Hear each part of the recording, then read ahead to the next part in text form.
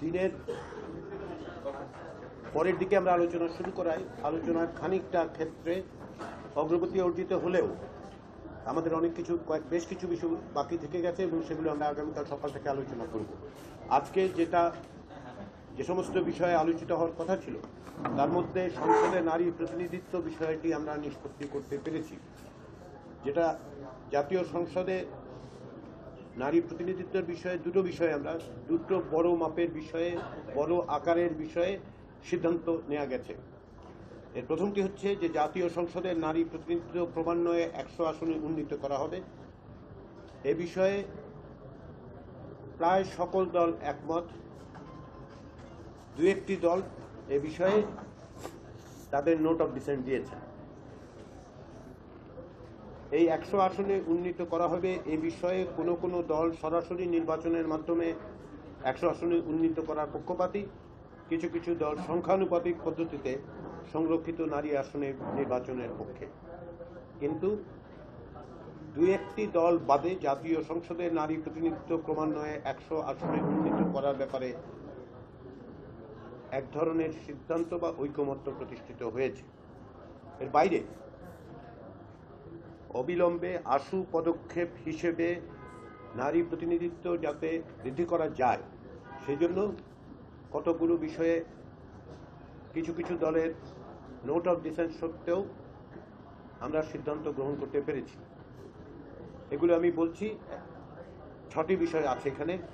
প্রথমত, বিদ্যমান সংরক্ষিত 50টি আসন বহাল রেখে সংবিধানের 65 অনুচ্ছেদের 3 অনুচ্ছেদে প্রয়োজনীয় সংশোধনী করা হবে।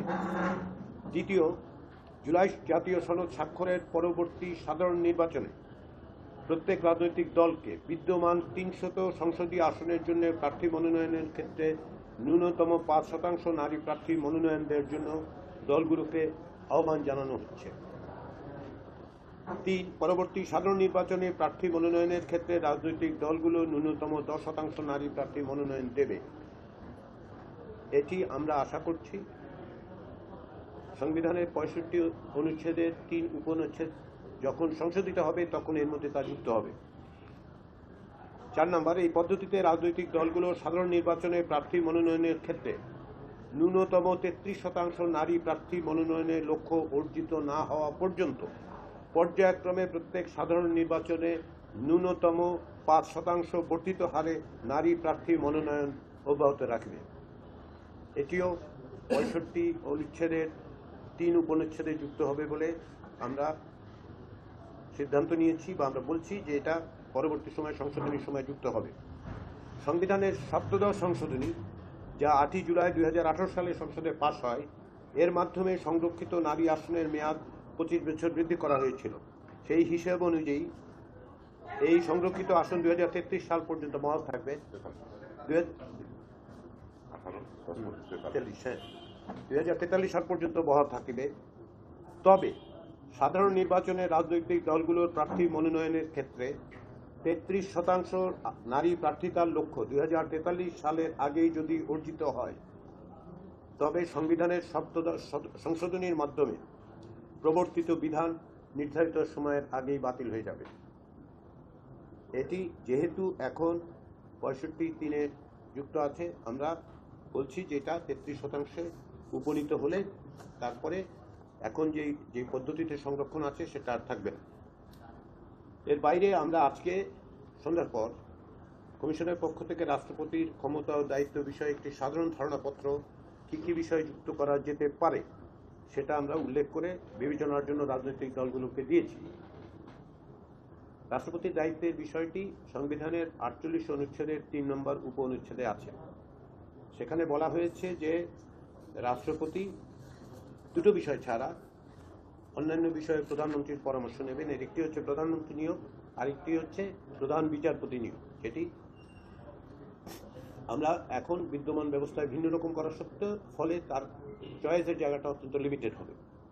আমরা এর বাইরে বলছি যে কিছু কিছু বিষয়ে কিছু কিছু নিয়োগের ক্ষেত্রে রাষ্ট্রপতি প্রধানমন্ত্রীর পরামর্শ ছাড়াই যেন এগুলো নিয়োগ দিতে পারে। তার একটি তালিকা আমরা দিয়েছি, যেগুলোর মধ্যে আছে অ্যাটর্নি জেনারেলের নিয়োগ, জাতীয় মানবাধিকার কমিশনের চেয়ারম্যান এবং সদস্যদের নিয়োগ, তথ্য কমিশনের চেয়ারম্যান এবং সদস্যদের নিয়োগ, বাংলাদেশ প্রেস কাউন্সিলের চেয়ারম্যানের নিয়োগ, বাংলাদেশ ব্যাংকের গভর্নরের নিয়োগ, বিশ্ববিদ্যালয় মঞ্জুরি কমিশনের চেয়ারম্যান ও সদস্যদের নিয়োগ, এনার্জি রেগুলেটরি কমিশনের চেয়ারম্যান ও সদস্যদের নিয়োগ, বাংলাদেশ টেলিকমিউনিকেশনস রেগুলেটরি কমিশনের চেয়ারম্যান এবং সদস্যদের নিয়োগ, সশস্ত্র বাহিনী সমূহের অর্থাৎ সেনাবাহিনী, নৌবাহিনী ও বিমান বাহিনী প্রধানদের নিয়োগ, প্রতিরক্ষা গোয়েন্দা মহাপরিদপ্তর অর্থাৎ ডিজিএফআই এর মহাপরিচালক নিয়োগ, জাতীয় নিরাপত্তা গোয়েন্দা অর্থাৎ এনএসআই এর মহাপরিচালক নিয়োগ, এগুলোর ব্যাপারে রাষ্ট্রপতি প্রধানমন্ত্রীর পরামর্শ ছাড়াই কাজ করতে পারবেন এই রকম বিধান করার জন্য আমরা উপস্থাপন করেছি। আগামীকাল আশা করছি আলোচনার মধ্যে দিয়ে একটা নিষ্পত্তি হবে। এ বিষয়ে যদি রাজনৈতিক দলগুলো ঐকমত্যে উপনীত হয় তাহলে সংবিধান এবং আইনের প্রয়োজনীয় সংশোধন করতে হবে এবং সেই বিষয়ে সুনির্দিষ্ট সংশোধন, সুনির্দিষ্ট পরিবর্তনের ব্যাপারে আমরা আলোচনা করব না। আমরা নীতিগতভাবে রাজনৈতিক দলগুলোর কাছ থেকে এই রকম প্রতিশ্রুতি বা অঙ্গীকার আশা করব যা যে সংবিধান এবং আইনে তারা এগুলো করার জন্য, অর্থাৎ যদি যে সমস্ত বিষয়ে একমত হওয়া যাবে সেই সমস্ত বিষয়ে তারা প্রয়োজনীয় সংশোধনী আনবেন। আজকের বৈঠকের মাঝামাঝি সময়ে আমরা কমিশনের পক্ষ থেকে কমিশনের প্রধান এবং অন্তর্বর্তী সরকারের প্রধান উপদেষ্টা অধ্যাপক ইউনূসের সঙ্গে দেখা করেছি। আমরা আলোচনার অগ্রগতি বিষয়টাকে অবহিত করেছি। কী কী বিষয়ে ভিন্ন মত তৈরি হচ্ছে সে বিষয়ে আমরা আলোচনা করেছি, তাকে অবহিত করেছি। তিনি এ বিষয়ে অবহিত আছেন এবং ক্ষেত্র বিশেষে তিনি কিছু কিছু পরামর্শ দিয়েছেন। আমরা আশা করছি আগামীকাল জুলাই 31 তারিখে জুলাই সনদের ঐকমত্যের জায়গাগুলোর সমস্ত আলোচনা আমরা শেষ করব। এটা আমাদের লক্ষ্য। আমরা সর্বাত্মকভাবে চেষ্টা করছি। রাজনৈতিক দলগুলোর থেকেও সে রকম প্রতিশ্রুতি দেওয়া হয়েছে, তারা সহযোগিতা অব্যাহত রাখবেন। আমরা আশা করি আগামীকাল যে কোনো এক সময় এই পর্যায়ের আলোচনা অর্থাৎ জুলাই সনদে অন্তর্ভুক্ত বিষয়ে ঐকমত্যের জায়গাগুলোকে আমরা সম্পন্ন করতে পারব। ইতিমধ্যে আজকে আমরা রাজনৈতিক দলগুলোকে প্রাথমিক পর্যায়ের আলোচনায় যে সমস্ত বিষয়ে ঐকমত্য হয়েছিল তার তালিকাটা পৌঁছে দিয়েছি। যদি কোনো সামান্য সংশোধনী ত্রুটি বিচ্যুতি থাকে তারা আমাদেরকে জানাবেন বলে আমরা আশা করছি। রাজনৈতিক দলগুলোকে আমরা জুলাই সনদের একটি কন্টেন্টের অর্থে খসড়া পৌঁছে দিয়েছিলাম। তার সংশোধনী সংযোজনীর বিষয়ে তাদের জানানোর কথা ছিল। একটা বড় সংখ্যক দল ইতিমধ্যে সে বিষয়ে আমাদেরকে অবহিত করেছেন, জানিয়েছেন, তাদের লিখিত সংশোধনী সংযোজনী আমাদেরকে জানিয়েছেন। কমিশন আগামীকাল এগুলো পর্যালোচনা করে যে সমস্ত ক্ষেত্রে যা যা প্রয়োজনীয় সংশোধন সংযোজন সেগুলোর উপর কাজ করবে। তাতে করে এই অংশটা সম্পাদিত হবে, যে টেক্সটের অংশটা, অঙ্গীকারের অংশগুলো। দ্বিতীয় বিষয় যেটা প্রাথমিক পর্যায়ের ঐকমত্য, সেটার তালিকা দেওয়া হয়েছে। এখন পর্যন্ত নারী আসন বিষয়ক সিদ্ধান্ত সহ 14টি বিষয়ে আমরা ঐকমত্যের জায়গায় এসেছি। বাদ বাকি বিষয়গুলো যেগুলো আছে, কয়েকটি বিষয়ে কমিশনকে সিদ্ধান্ত দেওয়ার কথা বলা হয়েছে। আলোচনার পরে রাজনৈতিক দলগুলোকে আমাদেরকে দায়িত্ব দিয়েছিল কমিশন। আমরা আগামীকাল কমিশনের পক্ষ থেকে এই সমস্ত বিষয়ে, যেমন ধরুন উচ্চ কক্ষের বিষয় এবং তত্ত্বাবধায়ক সরকার ব্যবস্থার যে জায়গাটায় এসে আটকে গিয়েছে সে সমস্ত বিষয় নিয়ে সিদ্ধান্ত দেওয়ার কথা বলা হয়েছিল। আমরা আগামীকাল সেই বিষয়ে সিদ্ধান্ত দেব। সবাইকে ধন্যবাদ।